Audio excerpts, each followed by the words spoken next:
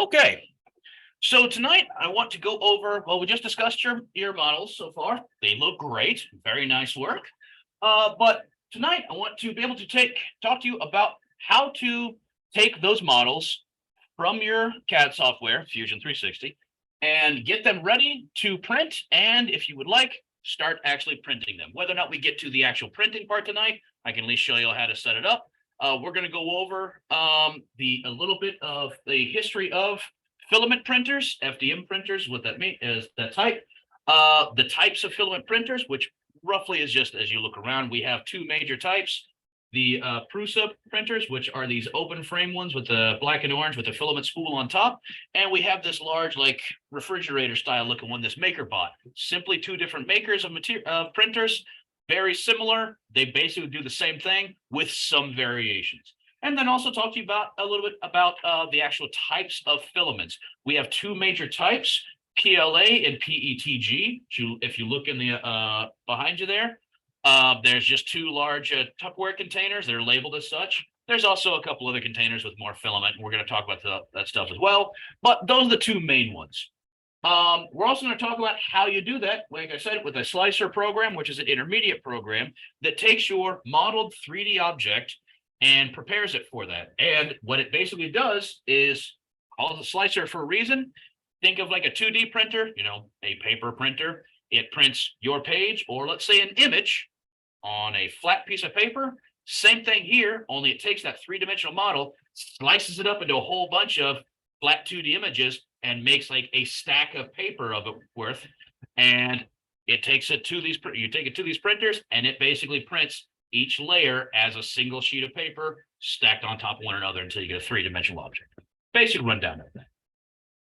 And then if we did get to, hopefully we do, talk about the next assignment. So let's talk about history of printers a little bit. We're not going to go like a deep dive and such. It's much more of just a little rundown of what goes on with this stuff. All right. So first off, articles. These are all available on Blackboard. This is all posted. Oops. In your reference glossary and reference guides. I post all of these in here.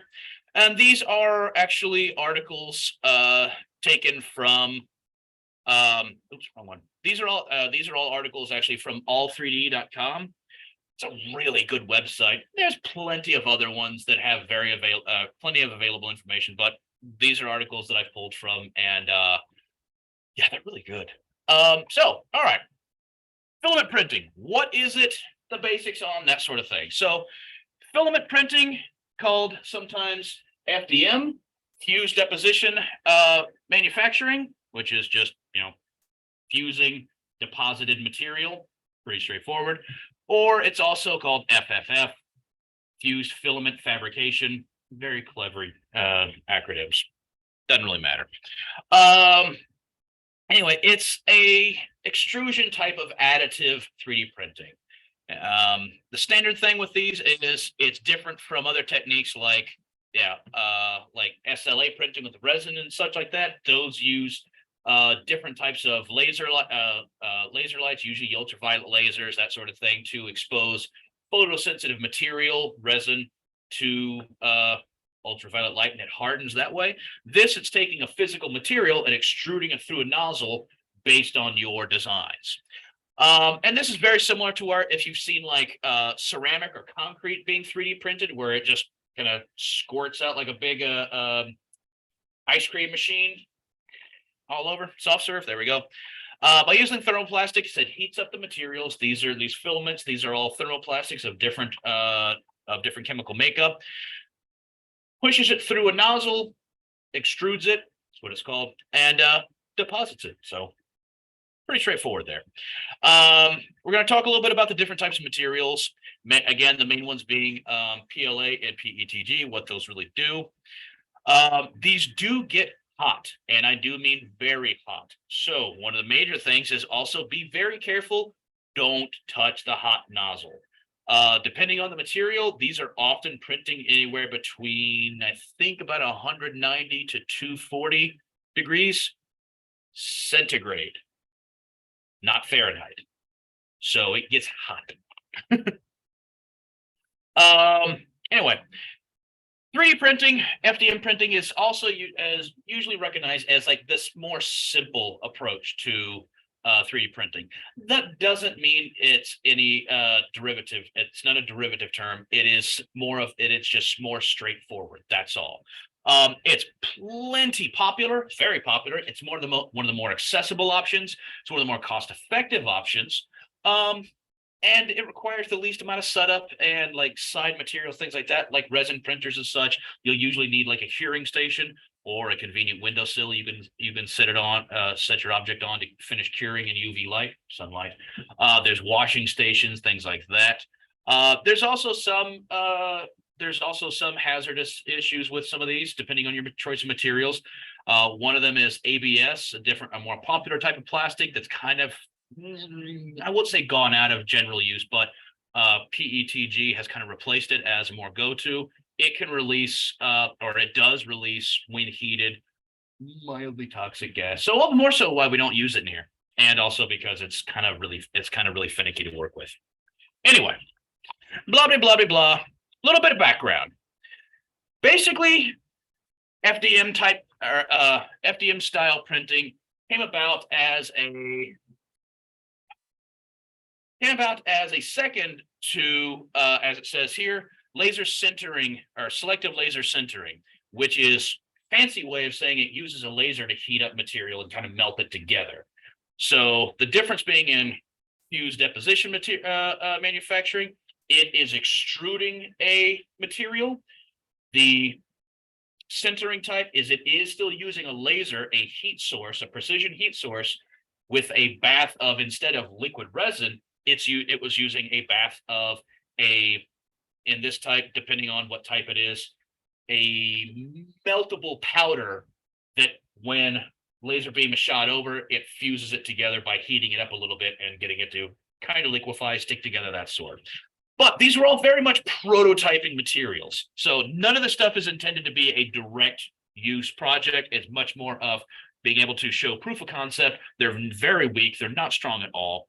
But anyway, running back to really starting in, as it says here, Scott Crump applied for a patent for this stuff in 1989. So it's been around for a while, plenty of different versions.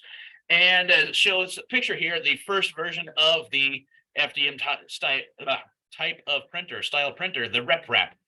RepRap was and it became an actual product line for a good long while. It was a predecessor to things like MakerBot and such like that. And it got bought up by MakerBot and got redistributed as it got improved through open source technology, both software and physical technologies and such. Anyway, became popular because it was available to non-commercial users. It wasn't just in an industrial site. The whole thing of making this Tinker Toy looking contraption here is that people were able to build this stuff in their house using open source technology, which is freely available software, plans, all this sort of stuff, equipment, to be able to build it in their own home, or at least to begin with a very involved hobbyist, we'll say.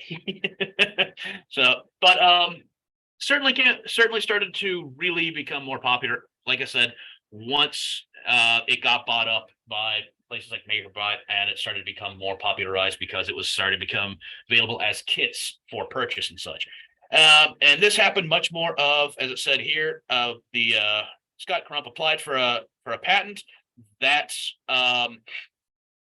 the patent expired in 2009, but before that, it started up as a project here, as saying other people, Adrian Bauer. You're not going to need to know all these names. It's much more of just this is part of the article.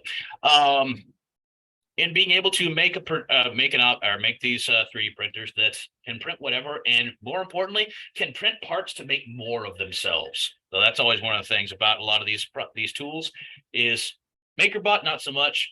Those the Prusa printers and such, and a lot of other ones. If you look closely at a lot of the parts, yes, a lot of them are machined. They're cut out of metals, or they're machined metals, things like that. But a lot of them, like on those, all the orange and black plastic on those have been printed on other Prusa printers. So it can make themselves for the most part. Obviously not the electronics and such, but that's another thing.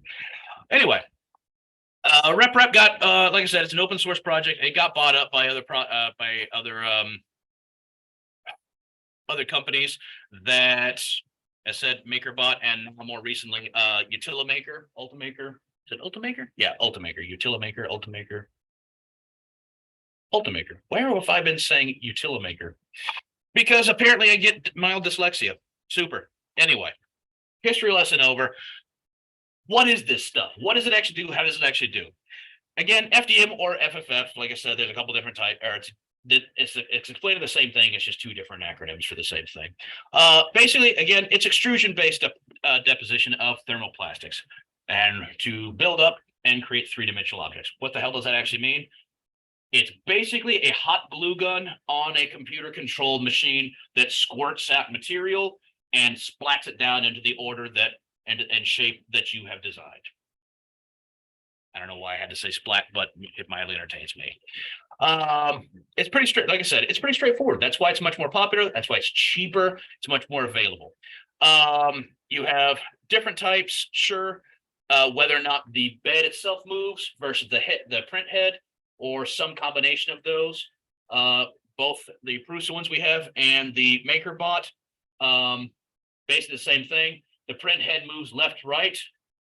On the Prusa, the print head moves up and down, and the print head moves left and right, whereas the bed itself moves back and forth on the y-axis. The MakerBot here, the print head itself moves both x and y-axis, and it's the bed that moves in the z-axis up and down. Excuse me, different version of the same thing. Again, quick little layout of what that is. You have your heated nozzle here. Filament gets pushed through and extruded through the nozzle at a thinner, through a thinner diameter that's a little bit more pinpoint. Gets pushed out onto the print bed, cools as it comes out, and stays put. Between the layers, because it's a thermoplastic that gets shaped through heat, as it gets pushed out, as it's cooling, it's also sticking to the previous layer. So ideally, when they cool, they're bonded together. There's, of course, pros and cons to all that. We're going to talk about that when it comes to the actual materials. Yeah, you have a whole bunch of different stuff. We don't really need to go into all the specifics just yet, but there's a lot of different components that basically have to do with heating and cooling. That's really it. And the motors control how it goes. Now, hardware setups, sure. Like I said, there's a couple of different options. There's a couple of different versions. The Prusa printers have a heated bed, which means the bed that the stuff is actually being printed onto is heated. This one, the MakerBot, does not. The drawback to that is some materials need a heated bed to stick to for that all-important first layer of deposition. If you don't have the stuff deposited properly on that first layer, well, obviously everything gets built on top of that. And if the first layer doesn't stick right, then it kind of all goes to heck. With that, the MakerBot here can only print one type of filament. That's PLA. We'll talk about that in a minute. That's not all MakerBots. It's just this one model. Those Prusas, because they have a heated bed, can print most anything because a lot of all the other ones require a heated bed. Main reason because PLA melts at a lower temperature. That's all. And again, as I said before, a lot of this stuff gets real hot. A lot of these kind of go to a max of 240 degrees centigrade. Real hot. Burn the crap out of you real fast. So again, don't touch the hot part. I went over this already. This is just a different type, very similar. This Voron, this is just the model number 2.4. Again, just different styles. Some move the head moves around a little bit differently. The print bed moves around a little bit differently. We don't need to go into all of that. There's different design types. There is a wildly different type called a Cartesian 3D type printer. Instead of it moving directly on an XY axis, it's actually on a inverted tripod, and a combination of moving the three different parts around is how you get both your XY movement, as well as somehow a platform either moves the entire apparatus up or the bed moves further down away from the print. Either way, same diff. We don't have any of those. Don't really need to know about. Don't really need to worry about it. Just know that it is a different thing. But one of the major things with all of these is I've said that everyone print head goes up, print bed goes down, something to that effect. Where the major difference is these all print vertically. Are there different ones? Yes, of course. There's always going to be an exception, especially as things progress. For the most part. And what I mean by that is because gravity's a thing. The resin printers, the SLA printers, if you look over there, it's inverted. The print bed is what's hanging above and it dunks down into a tank. So it actually prints upside down, or at least in relation to these. We'll deal with that stuff later. Just more of that is one of the more major differences. Yada, yada, yada. How it compares. Yep. Lots of other advantages, downsides, of course. One of the major things, print performance. You are limited to how thin of an aperture the nozzle is on these. And you're also limited by the size of the print volume, which means cool thing is you could build this model and scale it to whatever you please, which is one of the great options with 3D printing. You make one model, you can scale it.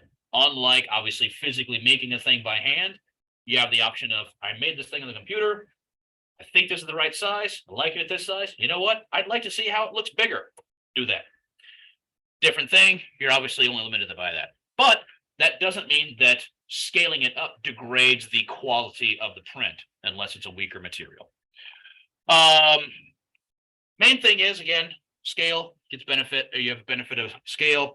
An object is pretty much priced out to however much material it uses, and filament's real cheap. It's like 20 bucks a roll, pretty much. There are specialty materials, but the stuff that we're going to be using, it's roughly about 20 bucks a roll, and you get quite a lot out of that. Versus like resin printing, resins are a lot more expensive, and a lot of them are proprietary to whatever specific company makes them. Anyway, doesn't really matter on that. But for the most part, yeah.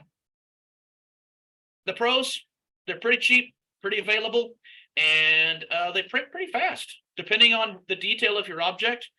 Now, fast can certainly be a relative thing, meaning that, yeah, I've printed things that are 30-hour prints, but that doesn't necessarily mean that it's going to use like 5 rolls of material. It just takes that long because you're heating a physical material that has to cool before the nozzle can really move on too far, or rather before it can come back and add on top of that.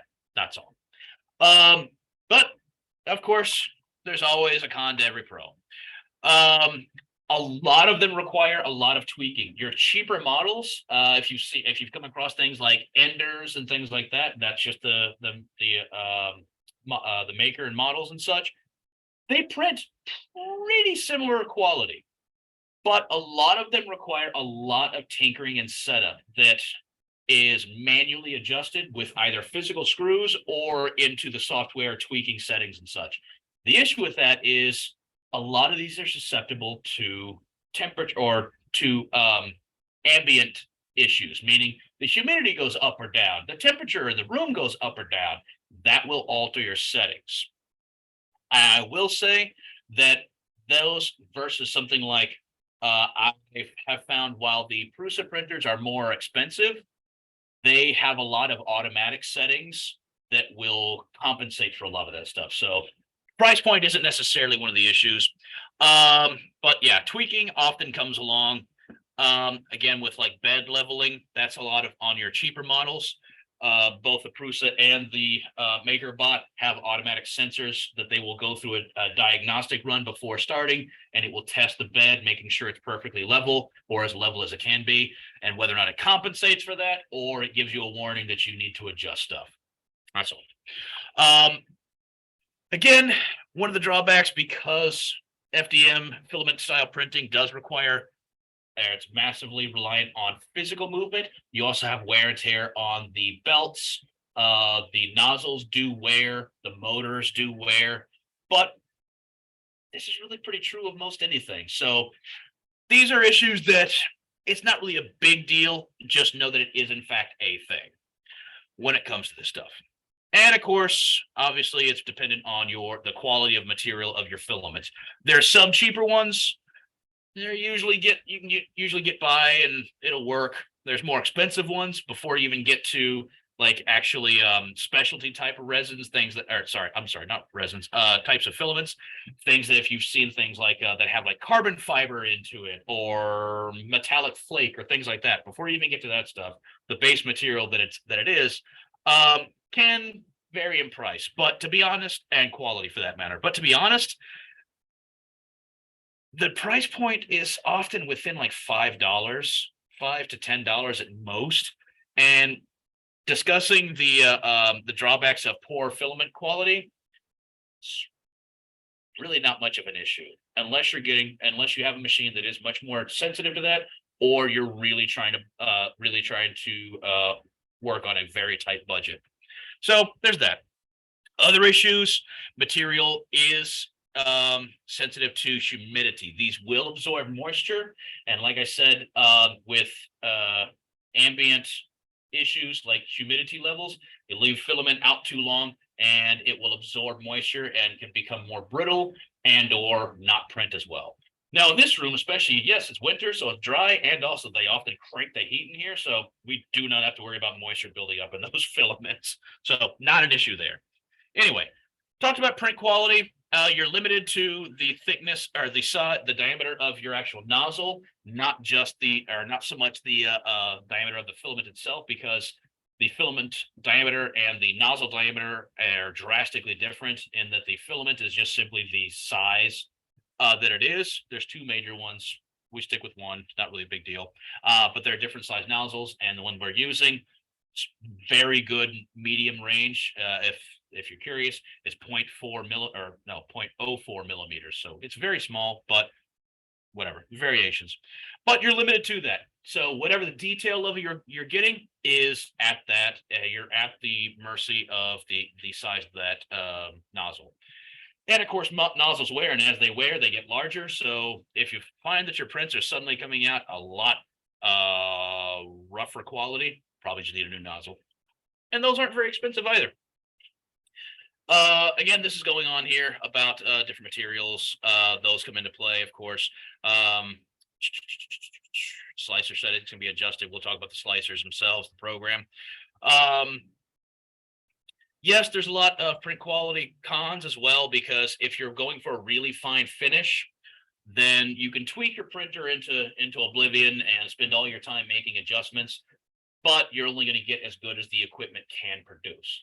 But honestly, they print pretty well, and especially the ones that we have.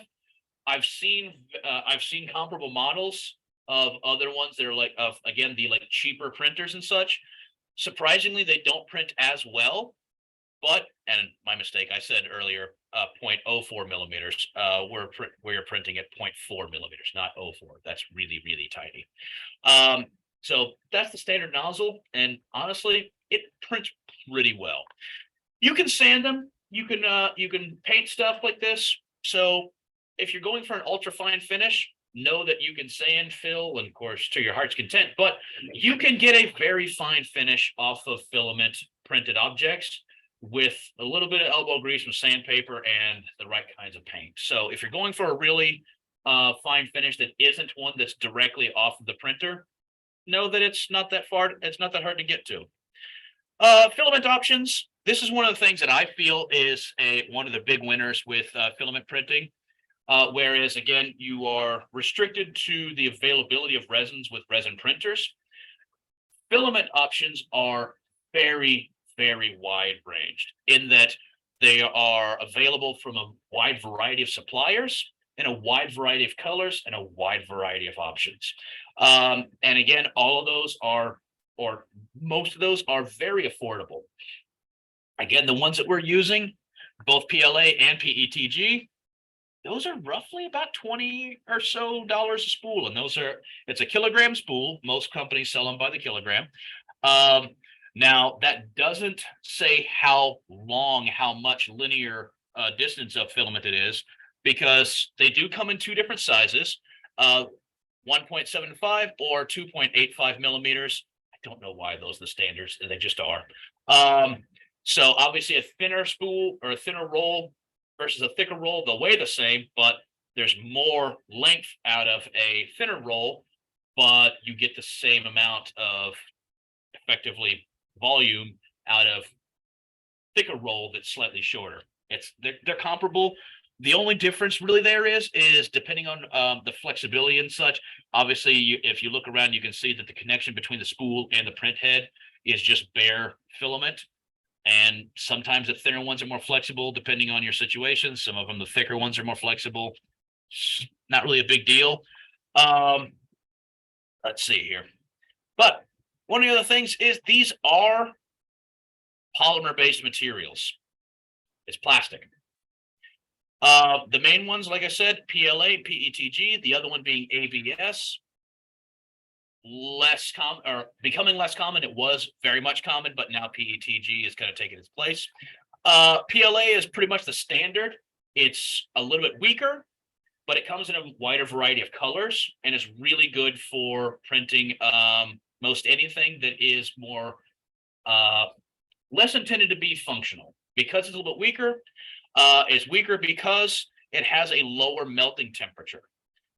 And what that means is it's not getting as hot, so it doesn't glue itself together to the previous layer as well, say as like PETG. It's a hotter temperature, gets hotter, so when it gets deposited on the next layer gets deposited, it's hotter, sticks a little bit better. That's usually the breakdown. Obviously, there's stuff to the actual chemical makeup as well, but one of the bigger things is temperature. Now, PLA is regularly known as biodegradable. On its own, it is not. PLA is polylactic acid. It is derived from basically like cornstarch, corn syrup. Under the right conditions, it is biodegradable, but that is in an industrial site. You cannot throw this in your compost pile and expect it to degrade. If it's just at home, chucked on the side of the road, it's no different than any bottle or anything else that gets chucked on the side of the road, unfortunately. The other hand, PETG, and I always forget what the acronym stands for, but we'll get to that, tends to be a much better and much less troublesome material because it gets hotter and it's actually polymer based. It is derived from crude oil and that sort.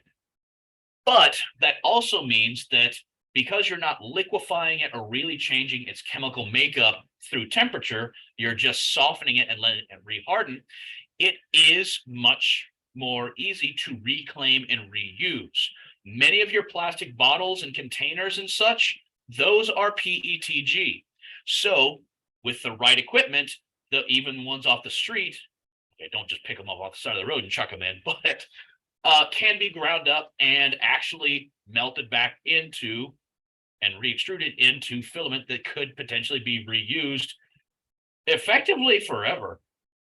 Obviously, that's not truly true, but effectively for a very long time. Could be continue to be reclaimed so long as you're not really too worried about color. ABS is a completely different one. And it really takes really hot temperatures. And while those Prusa printers technically can print, it really needs an actual chamber like this MakerBot to maintain an entire ambient temperature, because the whole thing kind of needs to stay warm enough. Otherwise, it'll cool and warp and do all kinds of weird things. But that one don't, and those don't have the container, so whatever. And there's, of course, plenty of other materials. I'm actually going to try and order some more of this stuff. There's exotic materials. You can get, like I said, metallic infused materials. There's carbon fiber, glow-in-the-dark materials. Those are fun. And there's even rubberized stuffs. One of the newer materials is TPU. We actually have some. I haven't even gotten to experiment with it yet, but it prints as a flexible object. So hopefully we'll actually get to experiment with that this semester. Beyond that, this is pretty much a quick rundown. There's tons of different printer options. We have two major options, again, Prusa and the MakerBot. They're both really good. They both work really well. Your main limitations are really down to if you were making it, getting one for yourself, is what's your space availability and what's your price range. Really what it comes down to. Like I said, there's some that are like the Ender series. They are very good, but they take a lot of tweaking. Prusa printers, this is the models we have. They're more expensive. They take a lot less tweaking. And some of the other ones, we don't have that utility maker. So instead we'll talk about this MakerBot. It has a much larger build volume, but it's very limited in what material it could use. So that's pretty much the rundown. I'll do a quick talk through with PETG versus PLA. Like I said, these are really the ones we're going to be predominantly using this semester. I did briefly go over some of the pros and cons to them. Price, temperature, color, availability. It's really what it breaks down to. Most companies will sell these. You can get these most anywhere from any print, 3D printing website, supply shop, Amazon. Heck, I think Walmart even carries some of this stuff. So same diff. Main differences come down to, like I said, just what you want, color, what your end goal is, strength maybe. So quick thing, PLA, like I said, is polylactic acid. It's derived from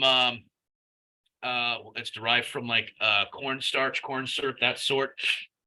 It's actually used in food packing. So super. It is technically biodegradable, like I said, under specific environments. It has to be under industrial environment. What I mean by that is it has to be a place that gets hot enough with the right kind of bacteria present that it will degrade. So really, you're only going to find that in an industrial composting and recycling center. Again, ain't going to happen in your compost heap. But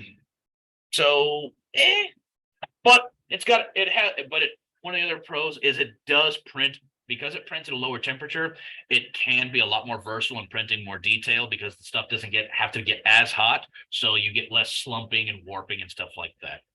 That's really the main thing. But because it's a lower temperature, it tends to not bond layer to layer quite as well. So they tend to be a little bit more brittle. And they are known to, especially with a lot of the brighter colors, like your standards, anything that's red or those higher range colors. If it's a dye or something that tends to the word fell out of my head, dull over time and when exposed to UV light, same thing with the prints, or same thing with the filament. But it's a nice standard choice. PETG, there we go. This is why I always forget it. Polyethylene tetraphthalate glycol modified. Who doesn't keep that in their head all the time? So we'll go with PETG. The main thing, like I said, there are PET and PETG. And let's just talk about the glycol modification, since we're not going to get into chemistry of this, other than just knowing it's that glycol that modifies the melting point and makes it melt a little bit more readily. So it makes it easier to print with. And that's why this has become much more popular, because it prints more readily. It is available in much of the same color ranges or color availabilities.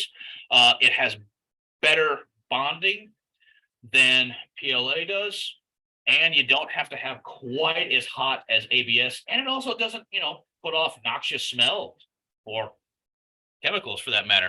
But it is oil based again, so it is straight up plastic. So if it doesn't get to the appropriate recycling centers, it's unfortunately another thing that just ends up in a landfill.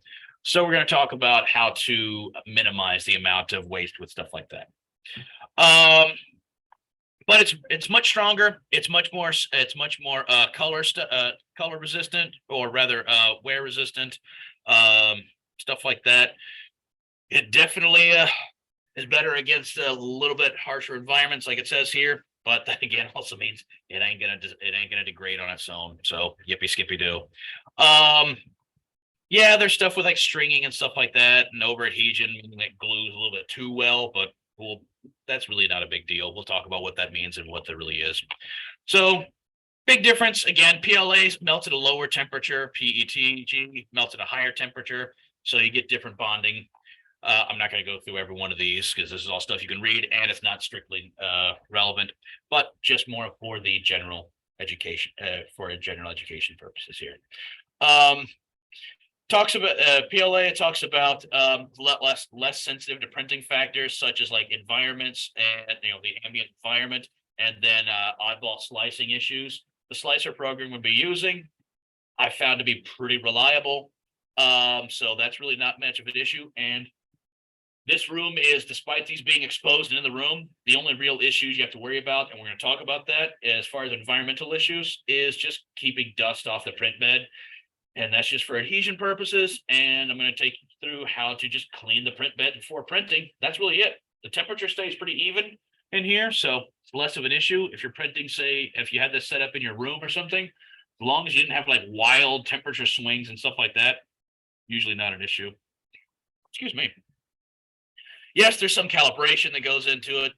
Don't really need to worry about that at the moment, but that's if you were like fiddling with settings and things like that. That's really pretty much it. Bed adhesion gets one of the issues, but we'll talk about that. I found that they both stick to the bed pretty well the same. Mechanical properties, again, PETG is stiffer and stronger than PLA. That doesn't mean that PLA is flexible. It just means that it's more apt to actually flex and not break, whereas PLA is a little more brittle and it'll snap before PETG will. That's pretty much it. It's a little bit stronger, bonds together better. That's pretty much it. Don't really need to go in through all of this. You can print food safe stuff. It is possible to clean these and then be food safe, but there are specifically food safe filaments to be used. And those are simply that they are more dense, that they're less porous. So little bits of like bacteria and stuff don't get lodged in the walls and such like that. That's pretty much it. We've already gone over that PLA is technically it's better in that it's made from corn crops and such. Great, but if it's not if it's not handled in a proper way, it's just another plastic that ends up in a landfill, unfortunately. PETG is less environmentally friendly, but it actually is much more readily recyclable. So it's kind of a little bit of a 6 and 1/2 to the other. Can be repurposed. Don't really need to get into that. And this just talks about different sources. We're going to talk about this individually. And they're all pretty much the same. So like I said, these are all very readily available from most any place. That's pretty much it. So that's pretty much a rundown. These are both available on Blackboard. This is another one that is on Blackboard. This is just a brief overview of the difference between filament style and SLA. We're not going to bother with that tonight because we have plenty of other stuff to talk about. So yeah, you can read these articles for yourself if you want a little bit more detail. That's pretty much what we're going with. So let's talk about what we're actually doing and getting these things printed. And so